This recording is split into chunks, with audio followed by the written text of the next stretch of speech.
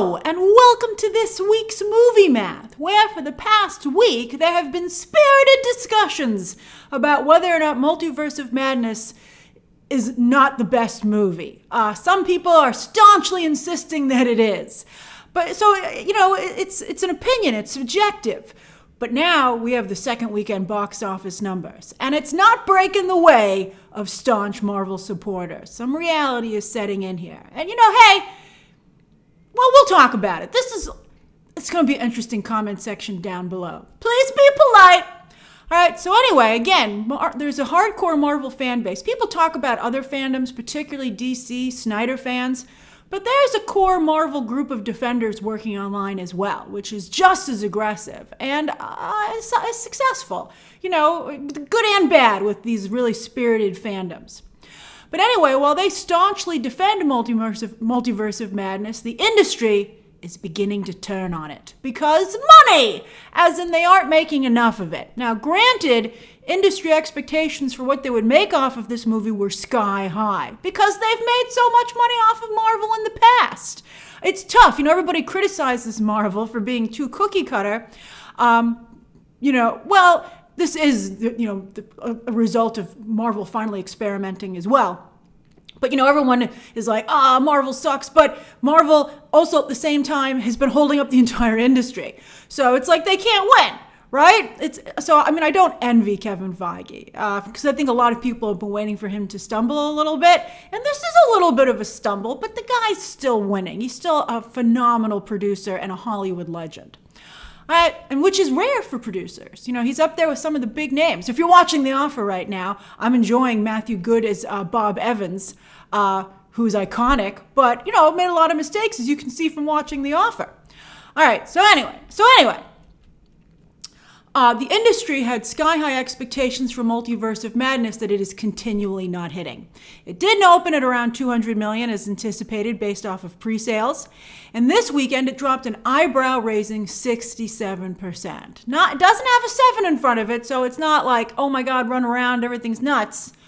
But it's not great, especially considering there was no competition at the multiplex. As I always tell you, money is what motivates Hollywood. From the studios to the theater owners, who are particularly upset. Well, I don't know about upset, but disappointed, maybe a little upset, because they were relying on this movie so heavily.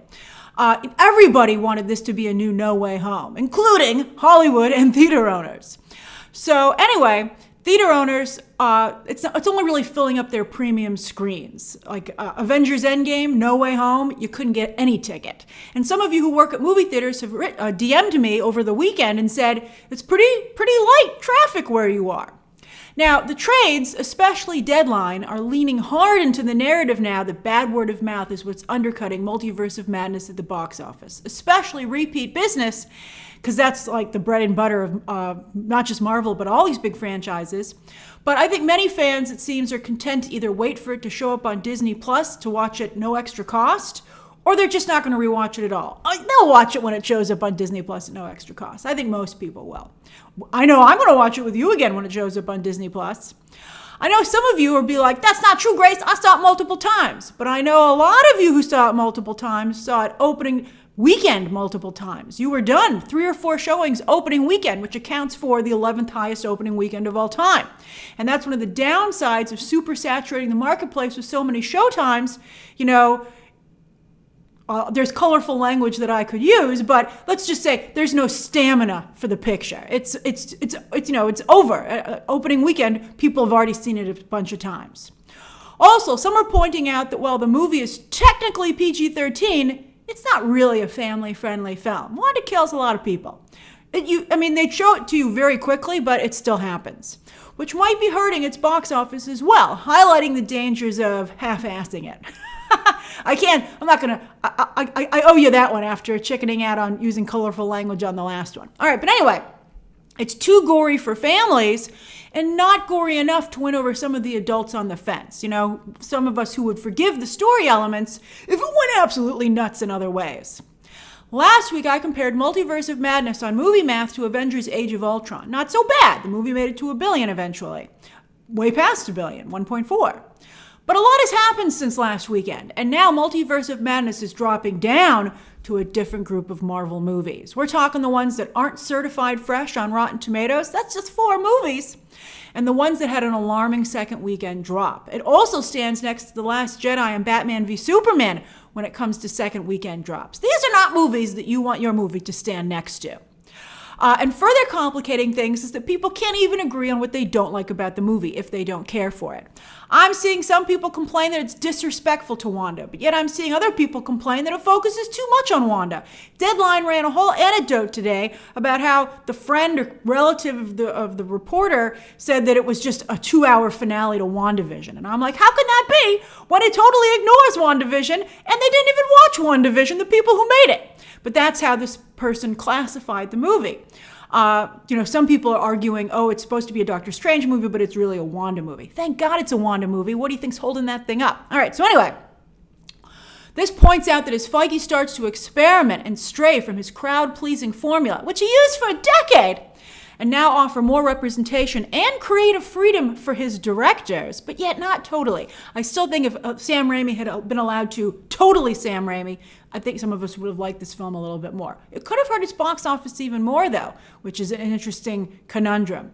But I think maybe the box office would be lower if Sam Raimi could have gone full Sam Raimi, but I think the RT score would have been higher. What do you think would have happened if Raimi had gone full Raimi? Keep in mind that some of Raimi's recent films are not good.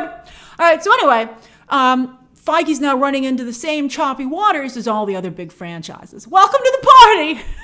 It's a nightmare. All right, so anyway, but you can win big. That's, it's gambling. Franchises, well, it shouldn't be gambling. Hollywood does not want to do that with their money. These are supposed to be, that's why everyone liked Marvel so much. It was a well-oiled machine. There was no question about it. Their movies were going to do big business. And so that's the way everybody wants to keep it. But they also want Kevin Feige to experiment more. He's like, make up your mind. All right, bottom line. Some of you like to say to me all the time, so now I'm going to say it back to you. Karma's a bitch. Social media is not real life, right? So while Wanda stands are legion online, something's not translating at the actual box office with all the moviegoers who don't tweet. All right, but Wanda stands are huge. I love Wanda. I hope that she gets her movie. She deserves a movie at this point. All right, however, but who knows when that's going to show up? That's another problem Kevin Feige has. He has so many projects at this point and so many obligations. I think it's hard to get excited now about cliffhangers because you're like, well, when the heck are we going to revisit this? I know it's not going to be for 3 or 4 or 5 years at this point. All right, so anyway, Multiverse of Madness, to be fair, did make a lot of money out of the gate. So front-loaded, thanks to coming after Spider-Man No Way Home and an ad campaign that leaned into that and made a lot of promises that the movie didn't deliver on. That was a different, Disney decided to play that game. Kevin Feige didn't play that game. He wasn't in charge of the ad campaign, but Disney decided to play that game and they made a lot of money out of the gate. So it's still too early to tell whether or not that was a mistake or not. I mean, I don't know. There's the questions about erosion of the brand confidence, but again, that's too early to tell. I think people are very forgiving for Marvel. I don't think anyone's like, oh, well, so I like to. There's always people who are like, oh, this is the end. But I don't think that's the case. I think, as I said before, I think people are just going to be like, that one didn't work out so great. Thor Ragnarok's Thor Love and Thunder's right around the corner. I'm excited. And, there's just, Disney has so much stuff coming down the pipeline. You don't have time to feel there's a problem. And that's great. I'm having a fun time. All right.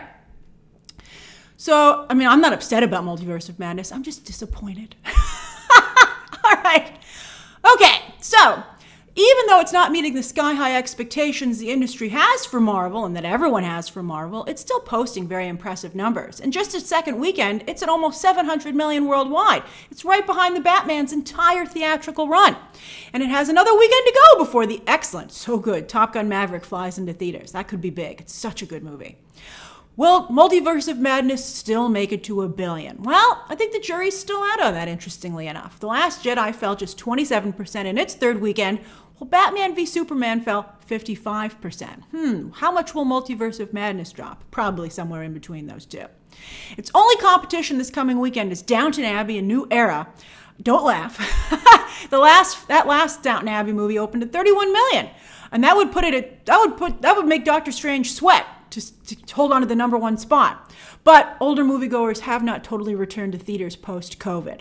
Although they have for Everything Everywhere All at Once. So maybe Downton Abbey, maybe it's time.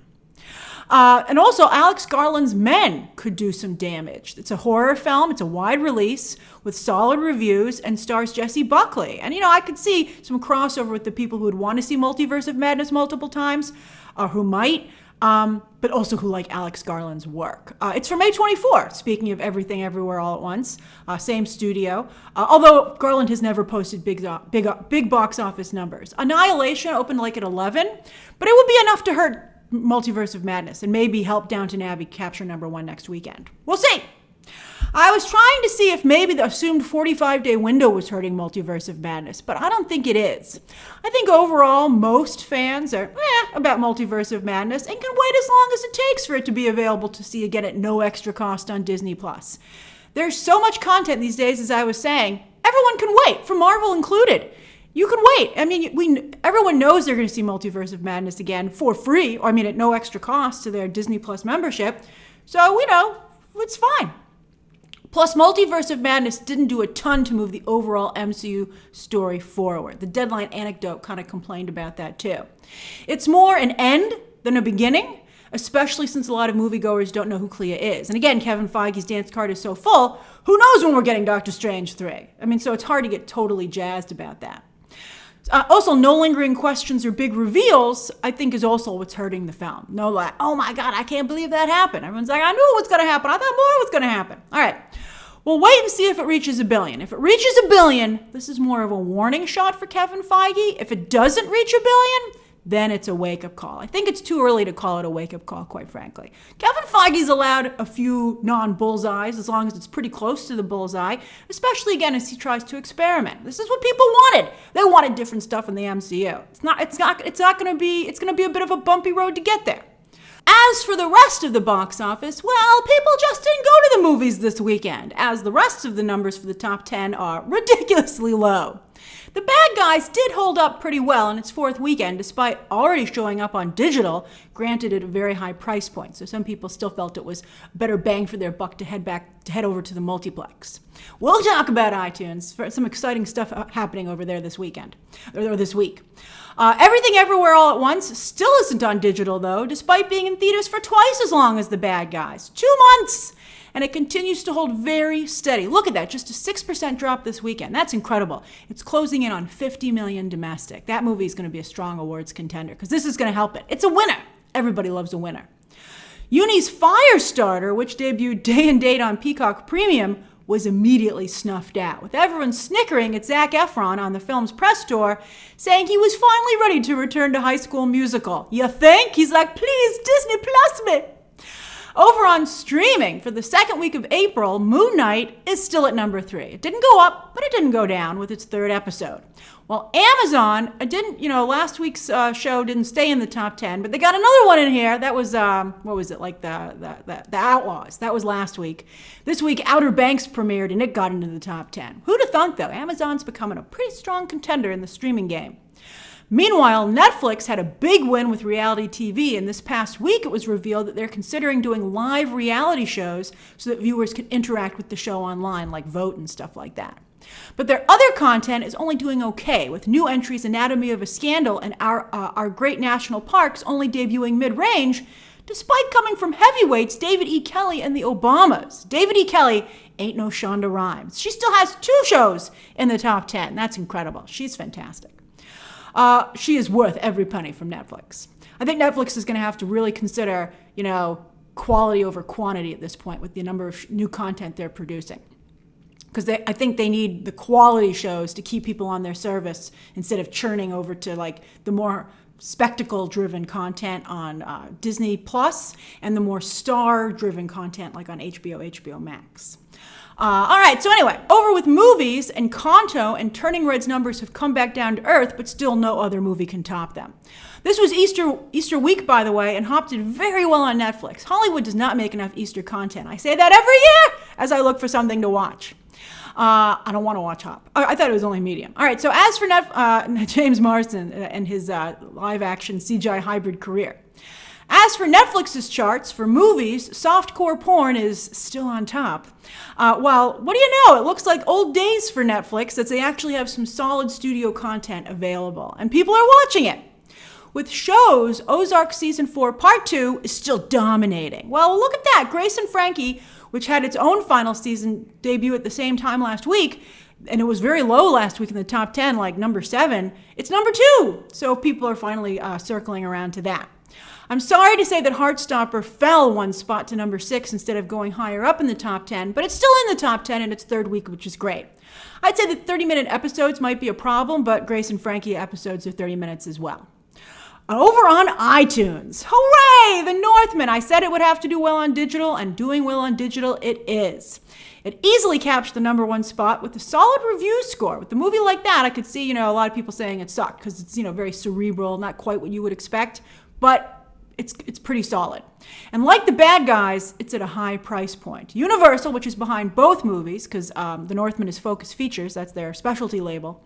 Universal was smart to fast track both movies to digital at high price points, as audiences feel like it's a treat to get the movies so soon. Just 3 weeks they were in theaters. And therefore, they're willing to pay the higher price point because, surprise, you can watch it now.